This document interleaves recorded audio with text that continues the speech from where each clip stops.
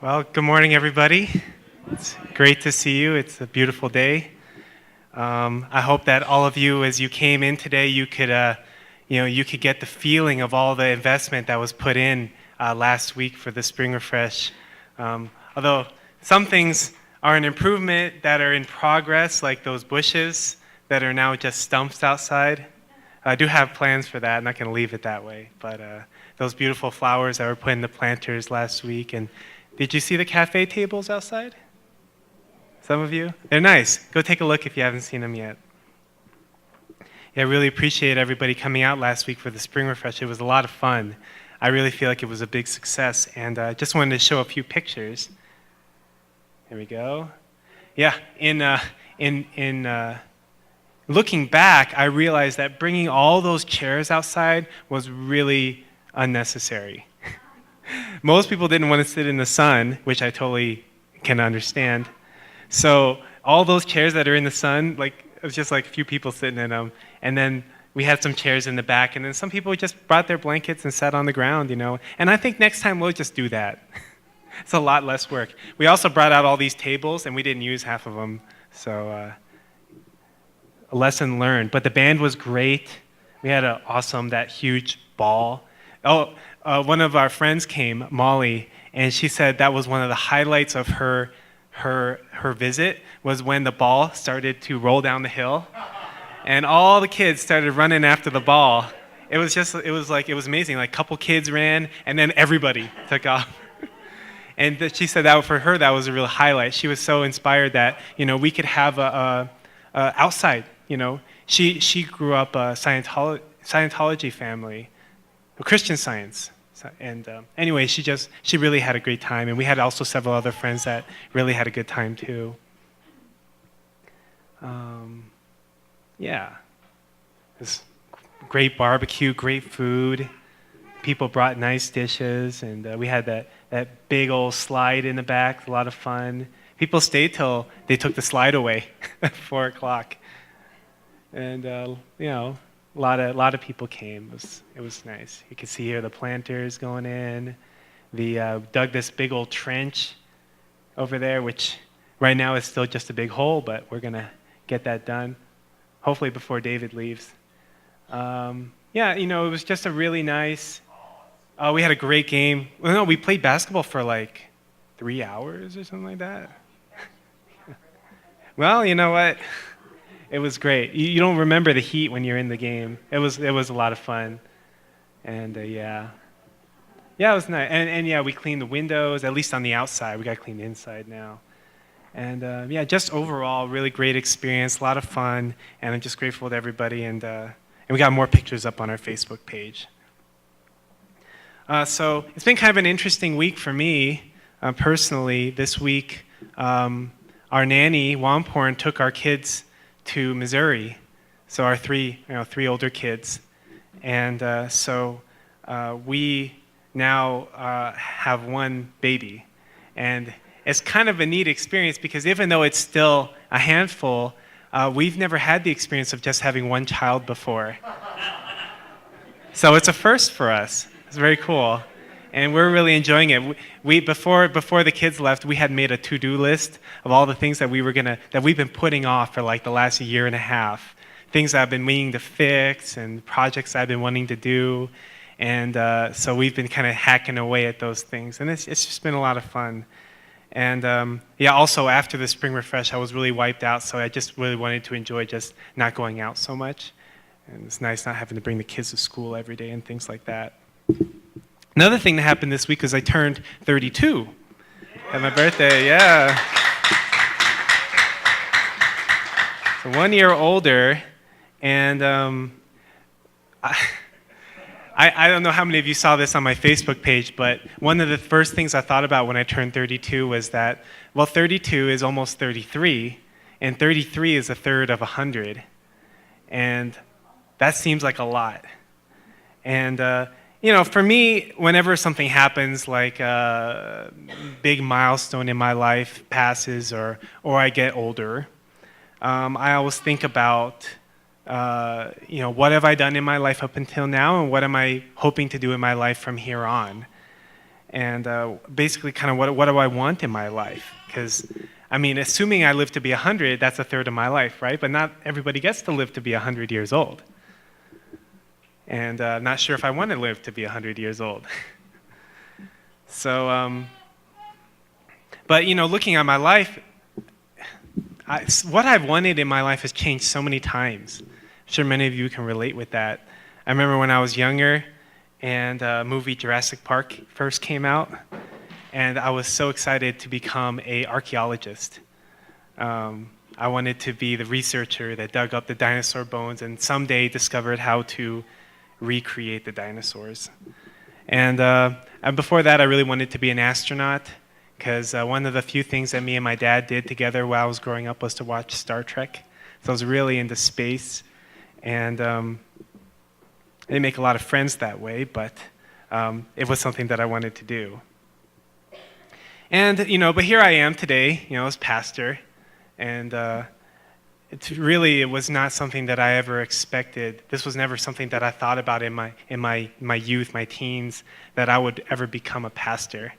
But it's funny, you know, here I am. So maybe some of you young guys, you never know what could happen. Never know what could change in your life, what you may become.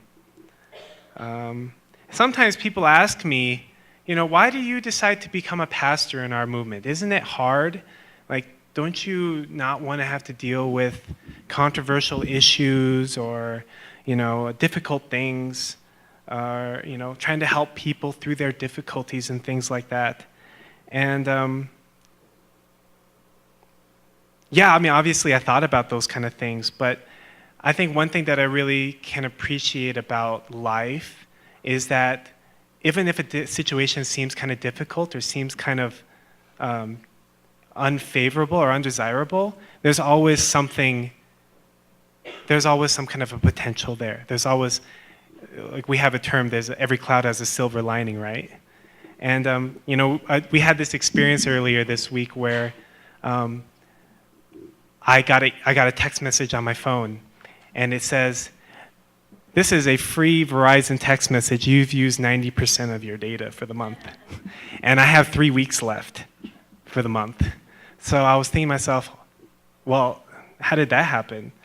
I could have just gotten frustrated by the situation, but I just decided to take a long shot, and I called Verizon. And they said, "Oh, you know what? We have a new plan, and you can get an extra gig of data for $7 less than what you're paying right now, and we can do it right away." And so I said, "Sure, why not?" And it was kind of an interesting lesson to learn in a way, or a reminder, because if I hadn't run out of data, I wouldn't have bothered to call, because I would have been fine with things being the way they were, just having enough. But because I ran out, I called, and I found out that there was a better situation for me. And I think that that's something that can be gleaned from our movement as well, in that no matter where our situation might be, there's always a silver lining. There's always a potential. In some ways, it's a better. And I tell people this too. When Adonia and I went up to Estes Park and we were at this workshop for Generation Peace Academy, we told them, you know, this is actually a really great time to be a part of the movement, because this is really a time that if you want to do something different, if you want to make a change, people are open to it. Even if it seems like a bad idea, people feel like, yeah, it's different. Let's try it. Maybe it'll work. And I really have been grateful for that, because, you know, sometimes I know that some of our ideas they don't always seem like maybe the best idea.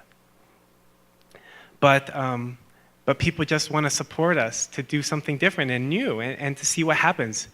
And honestly, for me, it's a really exciting time to be a part of the movement, because I can feel like I can make a change, make a difference. Like even something small, like bringing in those cafe tables and doing some renovations and starting up some new projects. I mean, one really great example of that is the website. You know, a number of months ago, I asked for some volunteers to help us build best website for the church, for our church here. And out of that, Vasily and Emmanuel, who are both here today, they volunteered. And that was actually, just to get that off the ground was kind of hard, because I would be busy, or Emmanuel would be busy, or Vasily would be busy, and it was hard for us to get all three of us at church at this. And plus Sundays are busy, in general. But also Emmanuel just had a baby, and then Vasily lives far away, so it's hard for him to come during the week. But we eventually figured out that we could just do it all online. We're just doing video conferencing. And so we meet once a week, and I just wanted to share some of the progress that we've made on that, because I think personally I feel like it's very exciting. We have lots of ideas on how this website can be an inspiration to our community, and also can be a way for us to be able to share with others what we have. And these days, before somebody goes to a restaurant, they check the reviews, right? At least I do. I don't go to a restaurant that has anything like, if there's a couple people on there that say, oh, the food was old, or it was, or the people were really rude to me, I probably just won't go there, because there's lots of other places to choose from. And more churches are like that too. People want to check you out before they take the risk in coming. So the website, I feel, is a great way for us to share something about ourselves very naturally, and in a way that people are already looking for. And also, for those people who are out there searching for what we have, it's a way for them to possibly get it. I feel, and I've mentioned this before, but as time passes, I'm feeling more strongly like there's people out there who are searching for what we have, and what we have is really special and unique. And there are people out there whose lives could be saved if they could find what we have, and we have to do our part to reach out to those people. And honestly, like, these guys have been more passionate about doing the website than I have. One time I forgot about the conference call, and Vasily texted me. He's like, I'm on the conference call, where are you? I was like, oh, shoot. But one of the first things we felt is that we need to make a really great video. We need to make a great video that will showcase something about who we are and get people interested in learning more about us. So I want to share that video with you. It's the first draft, so don't be too critical, but I think it's good, and I hope you enjoy.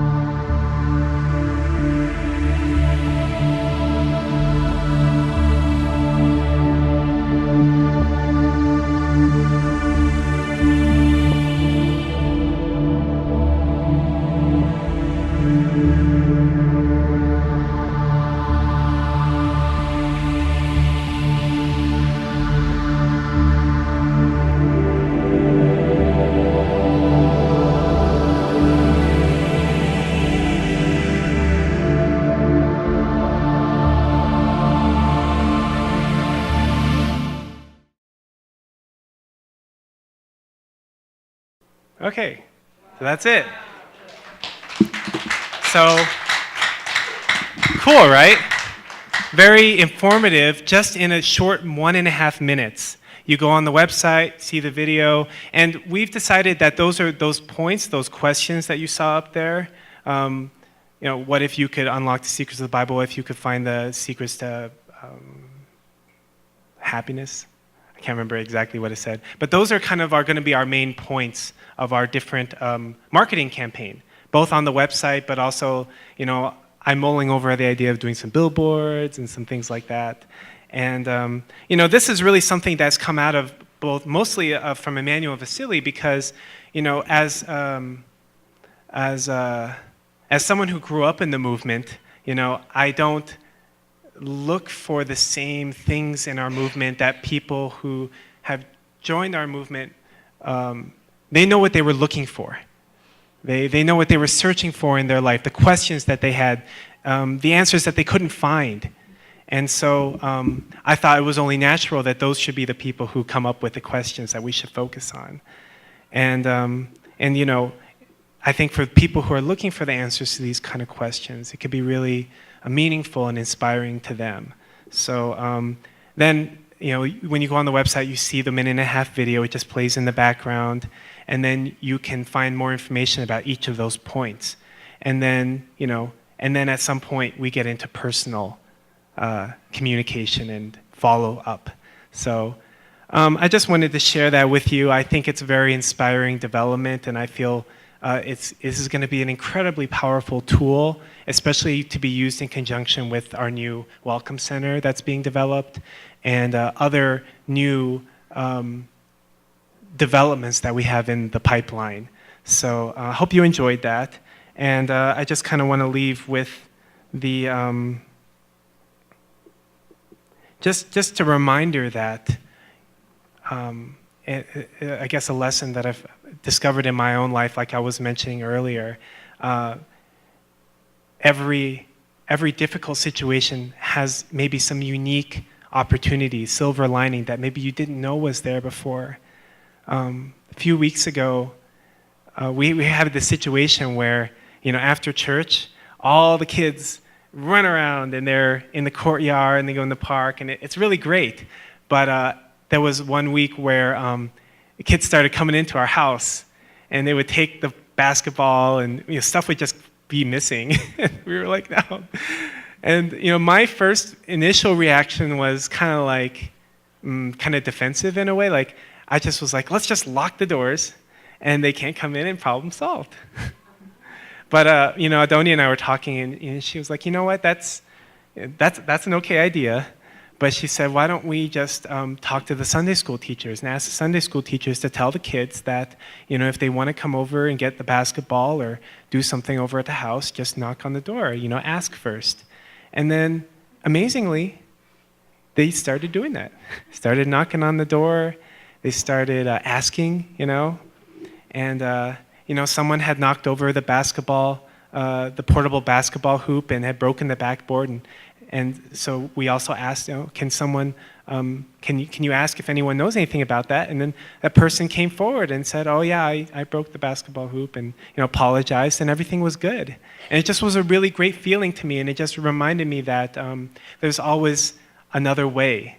My way, my initial reaction was maybe okay, but nobody would have learned anything. You don't teach anything just by locking the door. And through that, we were able to give some education. Before you go into someone's house, you just have to knock, you just have to ask. So it's a learning experience, a teaching experience. So a seemingly uncomfortable situation turned into a valuable teaching experience for our whole community and for future generations. So it's just maybe a very good lesson that I learned. And also a reminder that the parental heart is always the better heart, better than just trying to shut people out. So thank you very much. I hope you have a wonderful day.